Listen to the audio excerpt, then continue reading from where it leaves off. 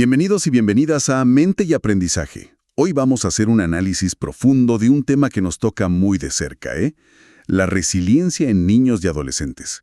En un mundo que cambia tan rápido y que presenta, tantos desafíos, entender esta capacidad es, sin duda, una herramienta clave.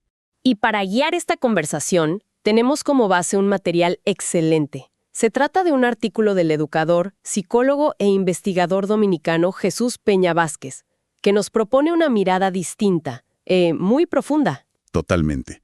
La misión que tenemos hoy es meternos de lleno a entender qué es la resiliencia de verdad, por qué es mucho más que solo aguantar. Y sobre todo, cómo podemos, desde casa o desde la escuela, ayudar a construirla. Justo ahí está la clave. El artículo nos sumerge en una perspectiva que él llama psicoespiritual. Y esto es fascinante porque nos saca de la idea de que la resiliencia es solo una técnica, o sea, una habilidad que se aprende y ya. La presenta como una fuerza que viene de adentro, que se nutre de la esperanza, del sentido que le damos a las cosas y, sobre todo, de los lazos que nos unen. Entonces la idea central que vamos a desgranar hoy es esa. Exacto. Ser resiliente no es no sentir dolor, es saber qué hacer con ese dolor para salir transformado. Me encanta esa idea de saber qué hacer con el dolor. Empecemos por la base, porque la palabra resiliencia se usa muchísimo, a veces de forma muy ligera. El término viene del latín resilire, que significa algo así como rebotar, ¿no? Sí, pero su viaje hasta la psicología es lo que realmente importa. El artículo nos recuerda un estudio que fue un antes y un después, el de Amy Werner en 1982 con niños de Hawái. Un estudio legendario, realmente. Sí, porque Werner siguió durante décadas a un grupo de niños que lo tenían todo en contra. Pobreza extrema, familias desestructuradas, entornos muy violentos. La lógica, pues, decía que estaban destinados al fracaso. Y el resultado fue todo lo contrario a lo esperado. Completamente. Una parte importante de esos niños, contra todo pronóstico, se convirtieron en adultos estables, exitosos y felices. Y esa fue la chispa que lo cambió todo. Totalmente. Demostró que la resiliencia no es una especie de superpoder con el que naces o no. No es un rasgo genético. Es un proceso dinámico. Es una danza constante entre la persona y su entorno. No es una armadura, sino la capacidad del tejido de cicatrizar y volverse más fuerte. Y aquí es donde se pone interesante porque el autor, Jesús Peña, nos empuja a ir más allá de ese rebotar. No se trata de volver a ser el mismo de antes de la crisis, como si nada. Eso es imposible. No, claro que no. Se trata de reconstruirse, de integrar esa herida. Y ese es el punto crucial que a menudo se nos escapa. Creemos que la resiliencia es un escudo, pero el autor la presenta más como un músculo que se fortalece precisamente porque se desgarra y se repara. Qué buena analogía. El artículo cita a Boris Cyrulnik, un neuropsiquiatra que es una autoridad en esto, en parte porque él mismo sobrevivió al Holocausto siendo un niño. Y tiene una frase que te deja sin aliento. ¿Cuál es? Dice, un niño puede sobrevivir a casi cualquier sufrimiento si alguien lo ama lo suficiente. Uf, es demoledor. Es que cambia el foco por completo, ¿viste? La resiliencia no es un acto heroico individual, no es el niño solitario contra el mundo. La resiliencia se teje en la mirada del otro, en el abrazo, en la certeza de que no estás solo. Se construye en la relación. O sea que la fortaleza no está en el individuo, sino en el vínculo. Eso lo cambia todo. Y a ese pilar, el del afecto, el artículo le añade otro que es igual de potente, el sentido. Y claro, aquí es inevitable hablar de Viktor Frankl. Inevitable. Su libro El hombre en busca de sentido es, la Biblia de este tema.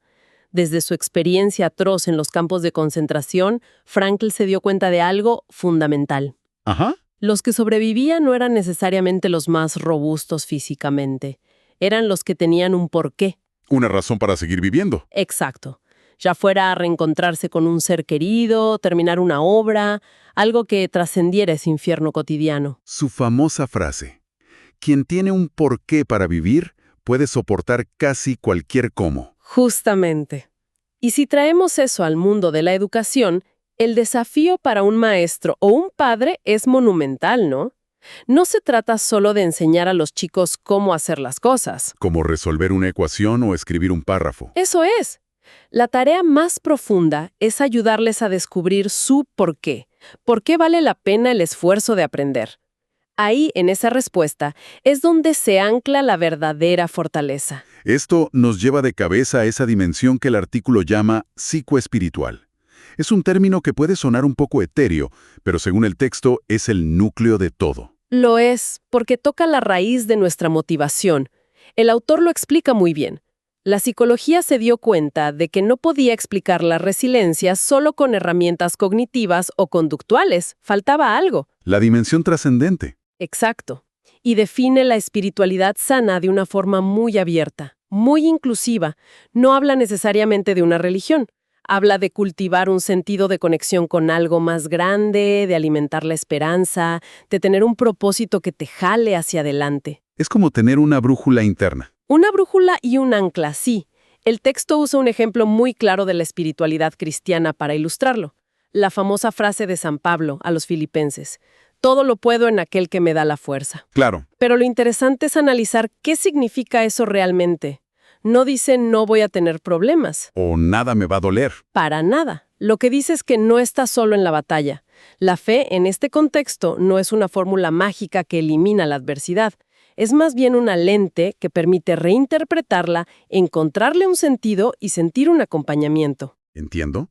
No cambia el hecho, pero cambia la forma en que vives el hecho. Y eso puede ser la diferencia entre quebrarse y crecer. Precisamente. El autor lo resume en una especie de triángulo de la fortaleza que es muy potente. Argumenta que la verdadera resiliencia está en el punto exacto donde se cruzan tres dimensiones. Si falla una, la estructura se debilita. A ver. La primera es la dimensión personal, la autoestima, el autoconocimiento, la confianza en las propias capacidades. El yo puedo, digamos. Exacto. La segunda es la dimensión relacional, la calidad de tus vínculos, tener amigos, familia, una red que te sostenga. El no estoy solo. Justo. Y la tercera es la dimensión trascendente, esa conexión con un propósito, con valores, con una fe. El esto tiene un sentido. Cuando esas tres áreas están alineadas, una persona puede atravesar la tormenta más dura. Vale, la teoría es muy potente. Pero la pregunta del millón es, ¿cómo se come esto en el día a día? ¿Cómo se construye en un aula? El artículo es claro en que la escuela tiene un rol protagónico como factor protector. Un rol inmenso, pero no cualquier escuela puede cumplirlo. No se trata solo de tener buenas instalaciones o un currículo exigente. El texto se apoya en Henderson y Milstein para describir lo que llaman una escuela resiliente, y la define a través de 6 pilares que son oro puro. A ver, repasémoslos. El primero es establecer vínculos afectivos sólidos. Que los chicos se sientan vistos, queridos. Fundamental. El segundo, brindar oportunidades de participación significativa. Que su opinión importe, que sientan que son parte activa de la comunidad. 2 pilares que ya nos hablan de una escuela que no es una fábrica de conocimientos, sino una comunidad de personas. Totalmente. El tercero es fomentar altas expectativas, pero realistas. Creer en el potencial de cada estudiante. Y el cuarto punto, promover el humor y la creatividad. Me parece fascinante. A mí también. No es algo que uno asocia inmediatamente con la resiliencia, que suena como un tema muy serio. Cierto. Pero es vital. El humor nos permite tomar distancia de los problemas, relativizarlos. La creatividad nos da herramientas para encontrar soluciones inesperadas. Válvulas de escape. Y motores de reconstrucción. El quinto es enseñar habilidades para la vida. Comunicación, resolución de conflictos. Inteligencia emocional. Exacto. Y el sexto, que es crucial, ofrecer apoyo y contención en los momentos difíciles.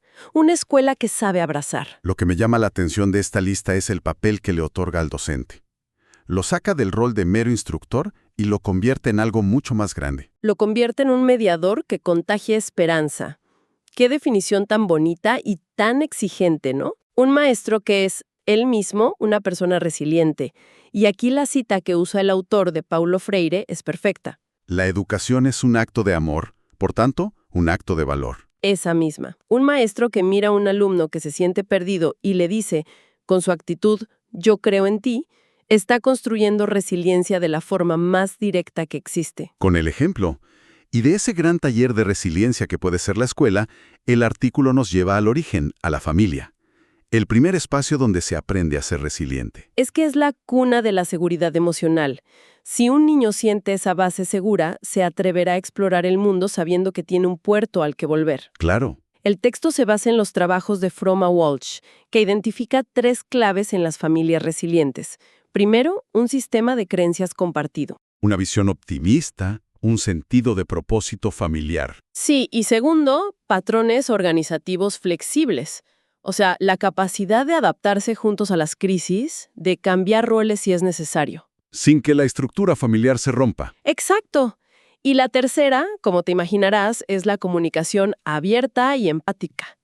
Que en esa familia se pueda hablar de todo, de los miedos y las alegrías, sin juicios. Para ilustrar esto, el autor recurre a un ejemplo potentísimo.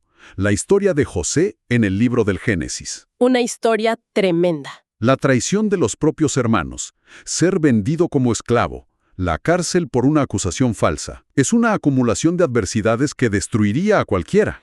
Imagina por un momento el nivel de traición. No es un extraño, son tus hermanos. Mantener la esperanza después de eso es casi sobrehumano. Pero lo extraordinario de José no es solo que sobrevive, sino cómo transforma ese dolor. En vez de quedarse atrapado en el rencor, que sería lo más humano, Encuentra un propósito en todo lo que le ha pasado.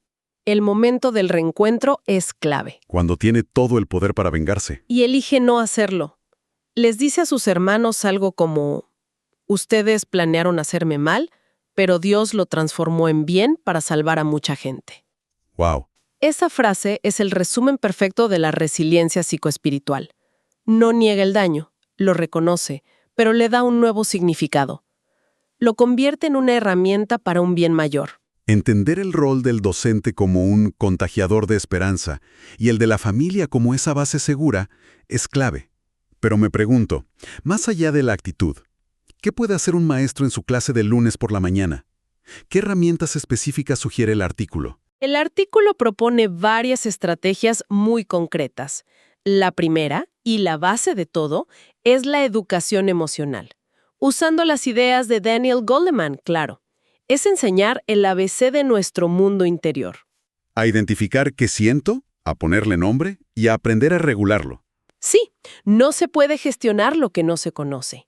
El simple acto de decir, estoy sintiendo frustración, en lugar de solo explotar, ya es un paso gigante. Es un cambio de paradigma total. La segunda herramienta es la narrativa personal. Se trata de crear espacios seguros para que los estudiantes cuenten sus historias. El simple hecho de verbalizar una experiencia, de ordenarla en un relato, ya es terapéutico. Poner en palabras el caos para ordenarlo. Exactamente. Luego menciona el acompañamiento espiritual, que, ojo, no es catequesis. Sino abrir espacios para la reflexión sobre el sentido de la vida, los valores. A imaginar su futuro, a trazar metas. Y por último, el aprendizaje cooperativo. Fomentar el trabajo en equipo, la ayuda mutua, la empatía. Porque, como decíamos, la resiliencia es un deporte de equipo. Me gusta mucho cómo el artículo insiste en la idea de la esperanza, como una herramienta pedagógica, no como un sentimiento pasivo de ojalá todo mejore, sino como una postura activa. Es que es una decisión. Es una resistencia casi. Es la decisión de mirar hacia el futuro creyendo que es posible construir algo mejor. La cita del Salmo 23 que incluye el texto es muy elocuente en este sentido. Aunque camine por cañadas oscuras, nada temo, porque tú vas conmigo. ¡Qué potente! Lo poderoso de esa frase es la confianza fundamental de que, incluso en el peor momento, no se está solo. Y si aterrizamos todo esto en el contexto que menciona el autor, el latinoamericano, con sus enormes desafíos de pobreza, violencia, desigualdad, esta idea cobra una urgencia tremenda. Totalmente. En ese contexto, la escuela no puede permitirse el lujo de ser solo un lugar donde se transmite información. Tiene que ser, como dice el autor, un espacio de sanación, de acompañamiento integral, un refugio seguro donde los jóvenes puedan cultivar esa fortaleza. Entonces, si tuviéramos que destilar el gran mensaje de este análisis tan rico, ¿con qué nos quedaríamos? Creo que la idea central, el corazón de todo, está en una frase final de Cyrulnik, que el artículo recupera. La resiliencia no consiste en no caer, sino en levantarse más sabio después de haber caído. La palabra clave es sabio. Exacto. No se trata de volver a estar de pie como si nada. Se trata de que esa caída, esa herida, te haya enseñado algo, que te haya hecho más empático, más fuerte, más humano. Es un crecimiento que nace, paradójicamente, del dolor. Una visión increíblemente poderosa. La resiliencia no como una coraza, sino como una semilla que se riega con afecto, con propósito y con acompañamiento. Y eso nos deja con una pregunta que vale la pena llevarse para la reflexión. Si aceptamos que la resiliencia se nutre de los vínculos y el sentido, y que se construye en los pequeños gestos cotidianos, la pregunta sería, considerando esto, ¿cuál es la acción más sencilla pero significativa que se podría realizar hoy, en casa o en un aula, para ayudar a un niño o adolescente a encontrar su por qué? Una excelente pregunta para quedarnos pensando. Agradecemos a quienes nos han acompañado en esta reflexión. Les invitamos a suscribirse a este canal y hacer clic en la campanita para no perderse los futuros análisis de Jesús Peña. Para más recursos e información pueden visitar nuestra página web menteyaprendizaje.edu.do. Y recuerden que también pueden encontrarnos en Spotify como Mente y Aprendizaje. Muchas gracias por escuchar.